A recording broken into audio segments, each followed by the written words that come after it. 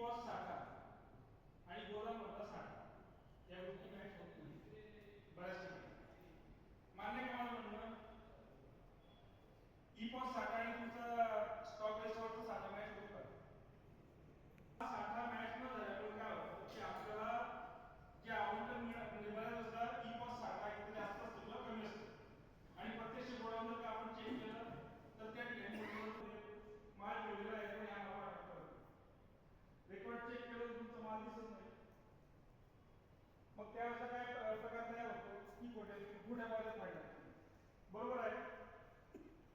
साथी पोर्टल वर बियाणे विक्रेत्यांची नोंदणी आणि विक्री याबाबत मार्गदर्शन ठरवलं होतं.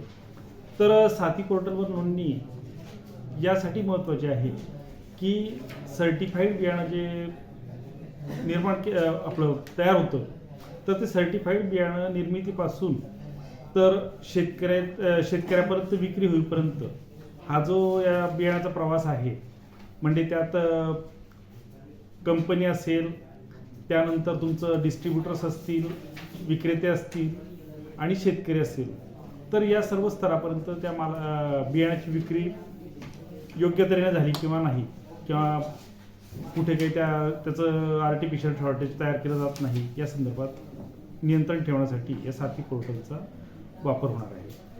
त्याचबरोबर ई पॉज साठा आणि गोदाममधला शिल्लक साठा जो आहे रासायनिक खतांचा, तर ते देखील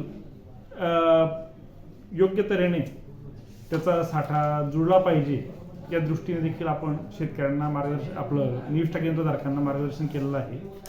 यात जर दोन्हीकडचा साठा जुळला नाही तर तालुक्याच्या रासायनिक खताचं आवंटन कमी किंवा जास्त होऊ शकतं या दृष्टीनं आपण त्यांना मार्गदर्शन केलेलं आहे. त्याचबरोबर रासायनिक खतांचा वापर कमी करून सेंद्रिय खतांचा वापर वाढवण्याच्या दृष्टीने देखील आज या ठिकाणी मार्गदर्शन करण्यात आलेलं आहे. आणि यात रासायनिक खतांचा जेव्हा आपण वापर कमी करण्याबाबत सांगतो तर त्यावेळेसला त्यांची तूट कशी भरून काढायची या संदर्भात आपण एक त्यांना हिरवळीच्या खतांचा वापर करून आपली रासायनिक खतांची तूट भरून काढणे व जमिनीचा पोत सुधारणे, त्याचबरोबर जमिनीतील ऑर्गॅनिक कार्बनचं जे प्रमाण आहे ते वाढवण्याच्या दृष्टीनं आपण शेतकऱ्यांना एक हिरवळीच्या खतांचा वापर, त्यात देंच्या, सनहेम किंवा ताग या पिकांचा, त्याचबरोबर कडधान्यवर्गीय व द्विदल प्रकारातले तेलबिया यांचा वापर करून म्हणजे पेरणी करून आपण जमिनीतील ऑर्गॅनिक कार्बन किंवा पोत सुधारण्याच्या दृष्टीने कसे प्रयत्न करता येतील या संदर्भात शेतकऱ्यांना मार्गदर्शन केलं आहे. त्याचबरोबर नॅनो युरिया आणि नॅनो DAP यांचा देखील जर का आपण प्रभावी वापर केला टॉप ड्रेसिंगच्या वेळेस, तर त्या माध्यमातून देखील आपण रासायनिक खतांची तूट भरून काढून रासायनिक खतांचा वापर कमी करू शकतो. त्याचबरोबर आपल्याला ऑर्गॅनिक मॅन्युअर्स म्हणजे सिटी कंपोस्ट असेल किंवा शेणखत असेल, कंपोस्ट खत असतील, गांडूळ खत असेल, या माध्यमातून देखील जमिनीतला ऑर्गॅनिक कर्ब वाढवता येतो, त्याचबरोबर जमिनीचा पोत सुधारता येतो.